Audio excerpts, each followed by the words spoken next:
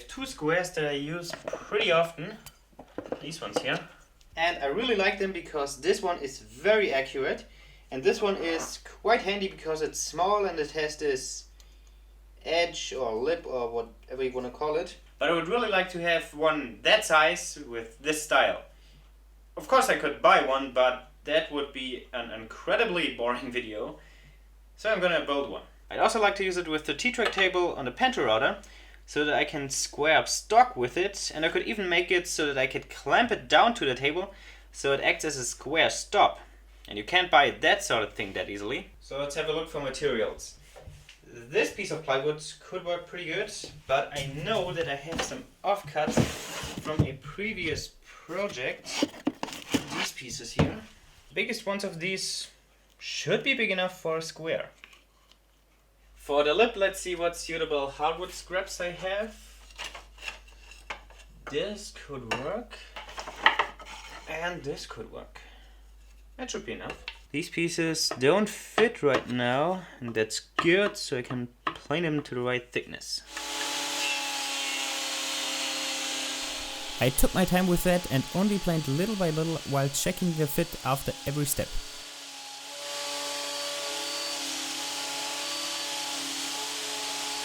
Okay, I got the snug fit I was looking for.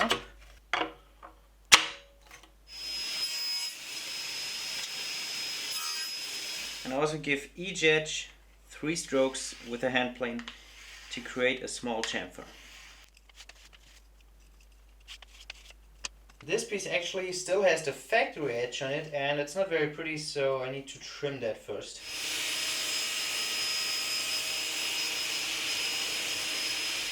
That's better. Gluing this on is a little difficult because I can't really clamp here. So what I did is I drew roughly how big it would end up and made a small relief cut to put the clamp on here. This shouldn't require too much glue. And I don't want to have a lot of squeeze out of it.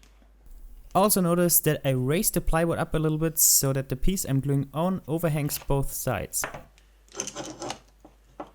And while the small ones are drying, I'll also cut a bigger one out of this piece. To save on material, I cut it out roughly with the bandsaw and then made good cuts with the table saw, similar to what I did with the other ones with the factory edge.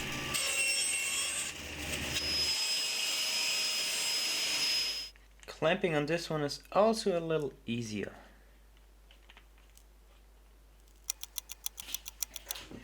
Alright, the glue is dry, and I also made a little one because as much as I like this one, unfortunately it's not quite square anymore. Now I need to make them square, and I can do that on my table saw because I know that the crosscut fence is perfectly square. You could also use a table saw sled if you know that it's dead on square to the blade. I also need to space it up a little bit so it sits flat on the table.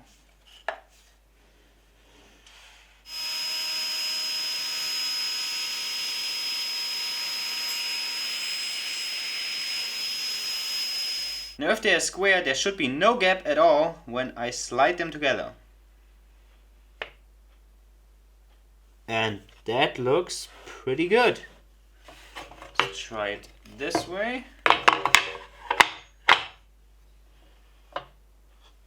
Yep. Pretty square. After I'd done the same with the big square, I also squared up the inside face, and I stopped before cutting too far.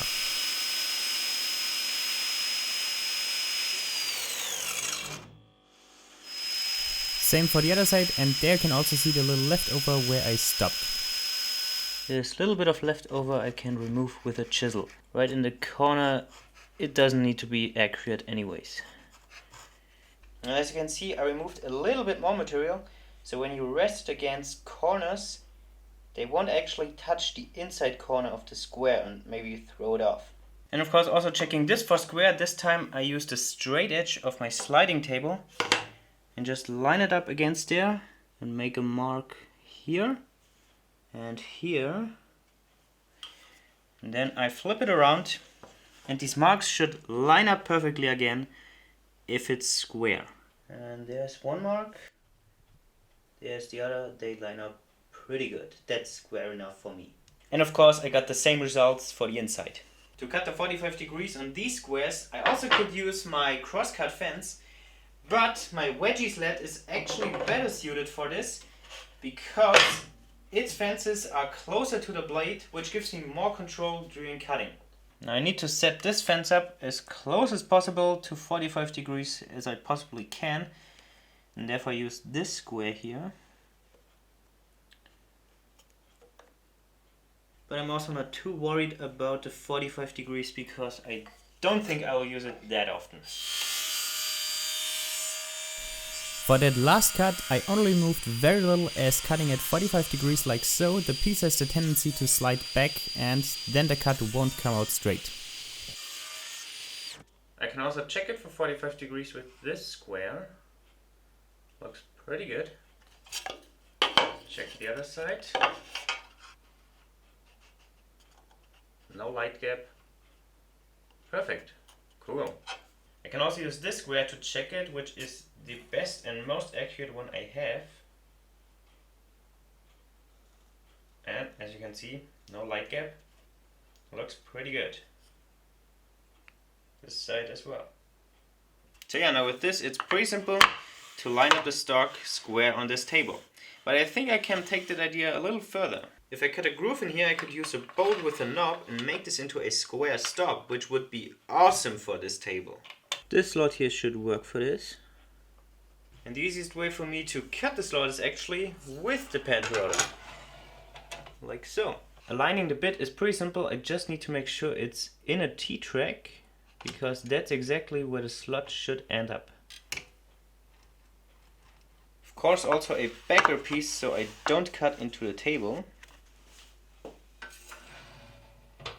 I can set a depth of cut where it's just hitting the backer piece and then add a little bit more.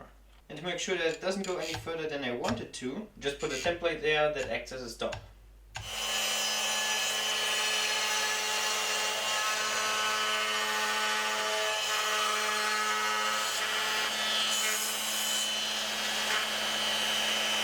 A nice clean slot, and I can just put it in one of the tracks and lock it down. And I have a square stop. And finally I painted them red so I won't lose them between pieces of wood on the workbench. And after painting I also gave them 1 or 2 coats of varnish so the acrylic paint won't stain the wood. And of course I also made wall holders for them.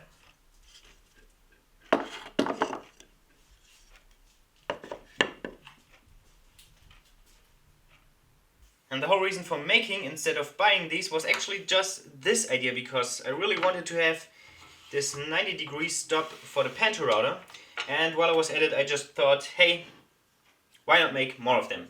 And I know that these will definitely come in very handy. Actually they already have been very handy for the first project. I really should have done that earlier or bought squares, good squares, earlier. This piece of plywood could work, but I know I have some offcuts from a previous round project. These pieces here. I can't get them out.